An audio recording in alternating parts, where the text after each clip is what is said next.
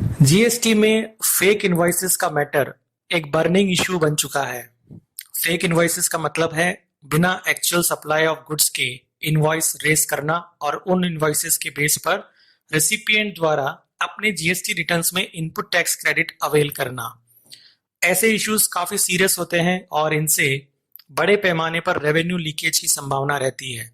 लेकिन अब तक इस बारे में टैक्स इंटरेस्ट और पेनल्टी लगाने को लेकर कोई स्पेसिफिक गाइडलाइंस नहीं थी और इस संबंध में लिटिगेशन भी इंक्रीज हो रहा था। अब सीबीआईसी द्वारा सर्कुलर नंबर 171 इशू किया गया है, जो इस संबंध में पेनल्टी टैक्स और इंटरेस्ट की डिमांड क्रिएट करने के लिए गाइडलाइंस प्रोवाइड करता है। इस सर्कुलर में 3 अलग-अलग सिचुएशंस में ये एक्सप्लेन किया गया है कि फेक इनवॉइसेस के केस में टैक्स, इंटरेस्ट और पेनल्टी की लायबिलिटी किस पर होगी। केस 1 में दी गई सिचुएशन के अनुसार एक registered person mister A mister B को टैक्स इनवॉइसेस इशू करते हैं, लेकिन इस ट्रांजैक्शन में गुड्स का एक्चुअल सप्लाई नहीं हुआ है, यानी यहां पर टैक्स इनवॉइस बिना एक्चुअल सप्लाई ऑफ गुड्स के इशू की गई हैं। अब सवाल ये है कि क्या यहां पर बिना एक्चुअल सप्लाई ऑफ गुड्स के टैक्स इनवॉइस इशू करने पर सेक्शन 73 या 74 में कोई पेनल एक्शन लिया जा सकता है। इस सिचुएशन में ये क्लियर किया गया है कि चूंकि यहां पर एक्चुअल सप्लाई ऑफ गुड्स नहीं हुई है, इसलिए इस सिचुएशन में सेक्शन 7 के अंतर्गत सप्लाई कॉन्स्टिट्यूट नहीं होती एंड अकॉर्डिंगली मिस्टर ए के अगेंस्ट सेक्शन 73 या 74 का केस नहीं बनेगा। इस ट्रांजैक्शन में केवल टैक्स इनवॉइस इशू हुई है और यहां पर मिस्टर ए के अगेंस्ट सेक्शन 122 सबसेक्शन 1 क्लॉज 3 में बिना एक्चुअल सप्लाई के टैक्स इनवॉइस इशू करने के लिए ही पेनल्टी लगाई जाएगी। केस 2, मिस्टर ए ने मिस्टर बी को टैक्स इनवॉइस इशू की, लेकिन गुड्स का एक्चुअल सप्लाई नहीं हुआ।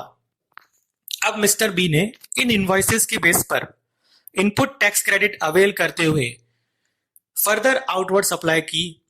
और फर्दर आउटवर्ड सप्लाई के लिए टैक्स इनवॉइस इशू की और इस बार गुड्स का एक्चुअल सप्लाई भी किया है। यानी इस केस में मिस्टर बी ने मिस्टर ए द्वारा इशू की गई टैक्स इनवॉइस के बेस पर इनपुट टैक्स क्रेडिट क्लेम करके अपनी आउटवर्ड सप्लाई पर टैक्स लायबिलिटी को सेट ऑफ किया और फर्दर आउटवर्ड सप्लाई की न सिर्फ टैक्स इनवॉइस इशू की बल्कि गुड्स का भी एक्चुअल सप्लाई किया। यानी अब केस 2 में और केस 1 में डिफरेंस ये है कि केस 1 में जब मिस्टर ए ने मिस्टर बी को टैक्स इनवॉइस इशू की थी तो वहां पर कोई भी एक्चुअल सप्लाई ऑफ गुड्स नहीं था, लेकिन अब केस 2 में mister B actual supply of goods कर रहे हैं और मिस्टर ए से जो टैक्स इनवॉइसेस उनके जीएसटीआर 2B या 2A में रिफ्लेक्ट हो रहा है उसको यूज करते हुए अपनी आउटवर्ड टैक्स लायबिलिटी को सेट ऑफ भी कर रहे हैं। तो क्या इस केस में मिस्टर बी पर कोई टैक्स इंटरेस्ट या पेनल्टी लगाई जाएगी, क्योंकि उन्होंने मिस्टर ए द्वारा बिना एक्चुअल सप्लाई के इशू की गई टैक्स इनवॉइसेस पर क्रेडिट क्लेम किया है और न सिर्फ टैक्स इनवॉइस पर क्रेडिट क्लेम किया है बल्कि इसे यूज करते हुए अपनी फर्दर आउटवर्ड सप्लाई पर बनने वाली टैक्स लायबिलिटी को भी रिड्यूस किया है। इस संबंध में सर्कुलर में क्लियर किया गया है कि mister B will be liable for action under section 74, यानी मिस्टर बी पर सेक्शन 74 की कार्रवाई की जाएगी क्योंकि उन्होंने मिस्टर ए द्वारा इश्यू की गई फेक इनवॉइसेस के बेस पर आईटीसी यूटिलाइज करते हुए अपनी आउटवर्ड लायबिलिटी को रिड्यूस किया। तो यहां पर चूंकि मिस्टर बी द्वारा फ्रॉडलेंट आईटीसी को एक्चुअली अवेल और यूटिलाइज किया गया है being a recipient, so he is liable for penal action under section 74। इस केस में सेक्शन 16(2)(b) की कंडीशन वायलेट होने की वजह से मिस्टर बी ने जो आईटीसी अवेल की है वो फ्रॉडलेंट है और फेल्ड मानी जाएगी और अकॉर्डिंगली मिस्टर बी को यहां पर टैक्स इंटरेस्ट और पेनल्टी देनी होगी। इस केस में यह भी क्लियर किया गया है कि सेक्शन 75 सबसेक्शन 13 के प्रोविजंस को ध्यान में रखते हुए मिस्टर बी को सेम ऑफेंस के लिए सेक्शन 122 के अंतर्गत पेनल्टी नहीं लगाई जाएगी, क्योंकि सेक्शन 75 सबसेक्शन 13 कहता है कि अगर सेक्शन 74 के तहत आईटीसी के फ्रॉडलेंट अवेलमेंट एंड यूटिलाइजेशन पर पेनल्टी लगाई जा रही है तो सेम एक्ट के लिए सेक्शन 122 में पेनल एक्शन नहीं लिया जाएगा। अब बात करते हैं केस 3 की। केस 3 में मिस्टर ए ने मिस्टर बी को बिना एक्चुअल सप्लाई ऑफ गुड्स के टैक्स इनवॉइस इशू की, जिनके बेसिस पर मिस्टर बी ने आईटीसी अवेल कर ली और इस आईटीसी को फर्दर एक और रजिस्टर्ड पर्सन मिस्टर सी को पास ऑन किया और यहां भी उन्होंने एक्चुअल सप्लाई ऑफ गुड्स नहीं की है। तो अब क्वेश्चन ये है कि इस केस में मिस्टर बी पर क्या एक्शन लिया जा सकता है? क्या उनके अगेंस्ट सेक्शन 73 या 74 का कोई केस बनाया जा सकता है? इस संबंध में सर्कुलर कहता है कि जहां तक मिस्टर बी द्वारा मिस्टर सी को टैक्स इनवॉइस बिना एक्चुअल सप्लाई ऑफ गुड्स के इश्यू करने का सवाल है,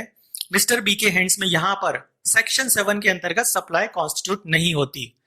अब चूंकि ये सप्लाई नहीं मानी जाएगी, अतः mister B is not liable for any tax on such transaction. इस केस में मिस्टर बी से सेक्शन 73 या 74 की कोई भी रिकवरी नहीं की जाएगी और यहां तक कि मिस्टर ए से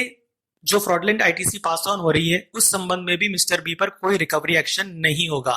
लेकिन सेक्शन 122 की जनरल पेनल्टी जरूर लगाई जाएगी।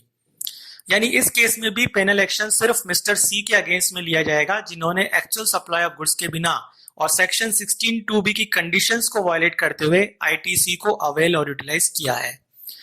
दूसरे शब्दों में, recipient of such fraudulent ITC will be liable for penal action and recovery of tax along with interest and penalty. कुल मिलाकर इस सर्कुलर में फेक इनवॉइस का केस उजागर होने पर सेक्शन 74 की कार्रवाई के लिए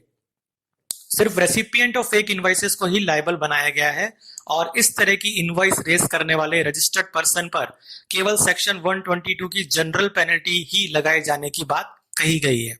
तो जो प्रिंसिपल इस सर्कुलर से निकल कर आ रहा है उससे तो यही लगता है कि रेसिपिएंट ऑफ फेक इनवॉइसेस जो इन फेक इनवॉइसेस के बेसिस पर अपनी आईटीसी को अवेल और यूटिलाइज करके अपनी आउटवर्ड टैक्स लायबिलिटी को रिड्यूस कर लेता है, उस पर सेक्शन 74 के तहत कार्रवाई की जाएगी। लेकिन इस सर्कुलर में यह भी मेंशन किया गया है कि डिपार्टमेंट द्वारा इस संबंध में लिया गया action facts and circumstances of the case पर भी डिपेंड करेगा और फ्रॉडलेंट आईटीसी अवेल और यूटिलाइज करने वाले पर्सन पर सेक्शन 125 के अंतर्गत भी कार्रवाई की जा सकती है। तो ये थी इस फेक इनवॉइसेस के संबंध में सर्कुलर नंबर 174 से रिलेटेड एक महत्वपूर्ण अपडेट। चैनल को सब्सक्राइब करें और बेल आइकन प्रेस करें ताकि इसी तरह की टैक्स अपडेट्स रेगुलरली आपको मिलती रहे। धन्यवाद।